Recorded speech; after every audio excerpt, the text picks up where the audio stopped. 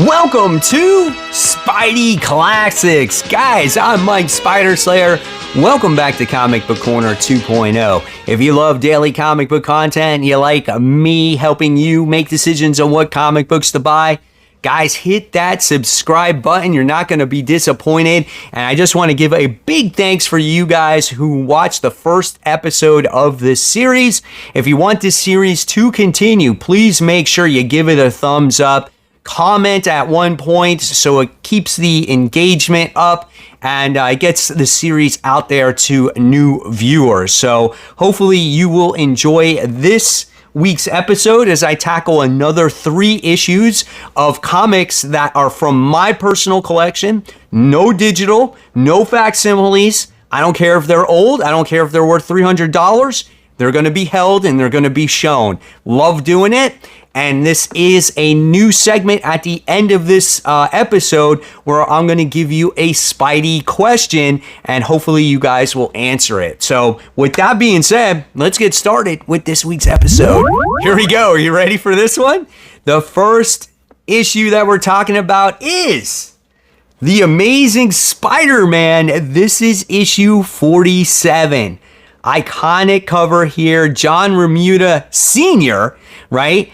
This book is worn and torn, baby. I mean, it's holding on by a thread. If you can see right there, there's actually a stamp that says December 22nd, 1966. And December 22nd is my wife's birthday. So when I bought this comic book, I had to buy it just because of that. When you open up the book, yes, it's a very delicate process with this one because the bottom staple is getting close to being popped out, but who cares, right? Here is that iconic artwork in here. And I tell you, man, when Stan Lee writes a book, he writes a freaking movie. I mean, this thing is insane. This book was made back in 1967. It's 32 pages for, at the time, 12 cents, okay?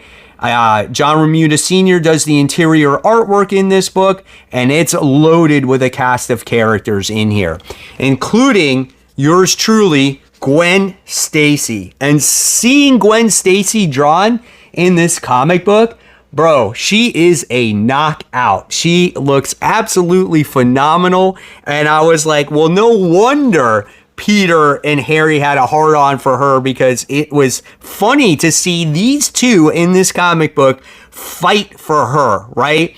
No longer is Peter Parker going out with Betty Brant. She's now with Ned Leeds at this point. And you got Mary Jane in the picture. And Mary Jane is kind of overlooked by Peter because of his infatuation with Gwen Stacy. In fact, these 3 were always together. I wouldn't be surprised if they had some kind of threesome with each other. I mean, they were that into her. I mean, it was hilarious. And while reading this comic book, I was like, man, Stan Lee is really writing more of a soap opera almost than just like an action superhero comic book, right? And the main plot of this book is you get to see Kraven the Hunter here try to defeat Spider-Man, and he is paid by Norman Osborn, who is obviously the Green Lantern at the time, $20,000 to take him out. But the Green Goblin at this point in time is dead, and I guess Norman doesn't remember being the Green Goblin. So we wind up seeing Kraven the Hunter trying to find Norman to get his $20K. And in the meantime, we wind up getting to see, Gwen Stacy put together this party for Flash because he's going to the army. He's going to serve. And it was cool seeing this whole party happen. Then Kraven the Hunter winds up, obviously going after Harry because he's there and he's related to Norman and he wants his 20 grand. And let's just say Spider-Man prevails at the end of the day. It's a corny plot. It takes you like 45, 50 minutes to read this book because it's so dialogue heavy. But I'm not going to lie.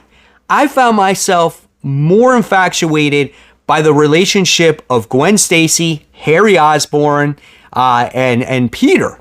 than the Kraven the Hunter stuff, because the Kraven the Hunter stuff is like so cheese whiz, you know, when it comes to fighting. It's hilarious, but I enjoyed it. I really like this book. It's just fun to go back and relive these Stan Lee comics. Oh my gosh. And seeing that John Romita Sr. artwork, second to none, man. Absolutely love this book. This is an A+ for me. Like, I loved going back in time and reading this.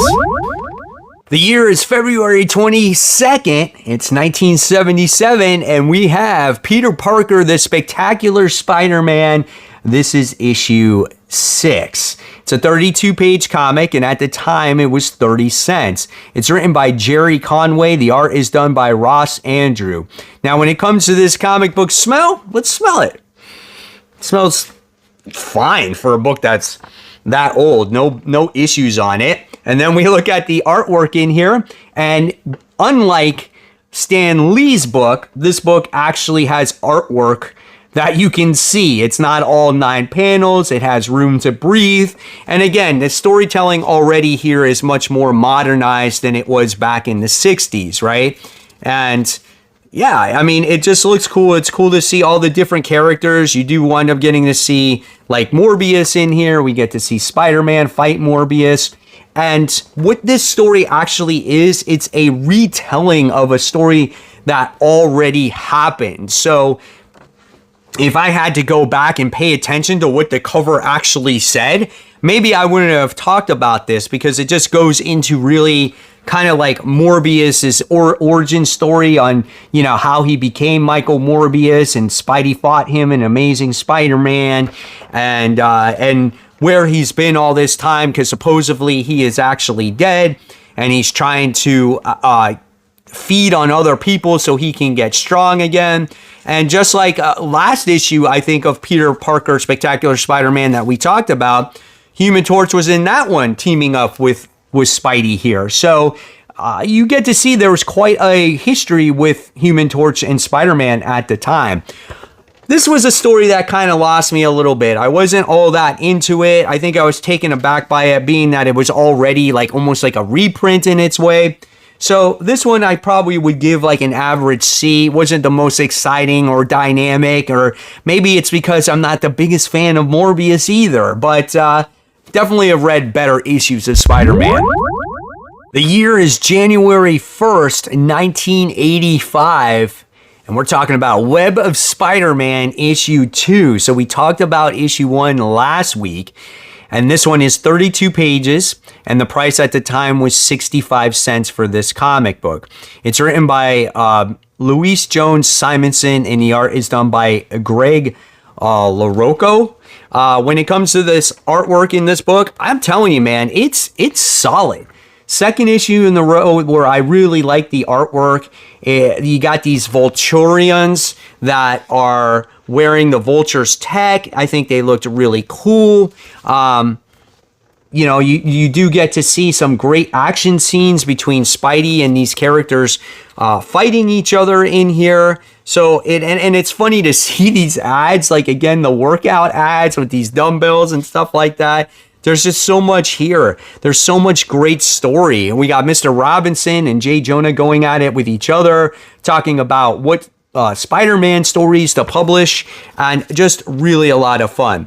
Now, the main issue of this story is, one, we wind up getting to see Spider-Man back in his blue and red costume, since he got rid of the black costume in the first issue of Web of Spider-Man.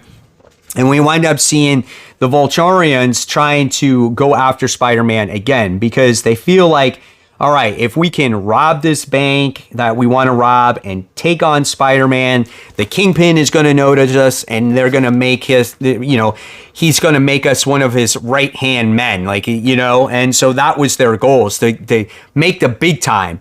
And so what happens is you wind up seeing Peter just trying to go to Aunt May's house, where he's got this nice old lady's hat, and to try to wish her a happy birthday and make amends with her, because she's pissed off at Peter for dropping out of college, right? So as he's making his way there, he comes across these Vulturians, and they're fighting, and the Kingpin is noticing this. It's outside Wilson Fisk's building. Vanessa is like hospitalized for some reason, not sure why. And if something makes her upset, she can perish or suffer a setback. And he's pissed off at these Vulture characters. And if Spider-Man can prevail, then he won't have to intervene. But while he's fighting, we wind up getting to see this hat get completely destroyed. Mary Jane is keeping an eye on what's it called, on her new godson, as well as Peter has to visit him, which I think is Normie at the time.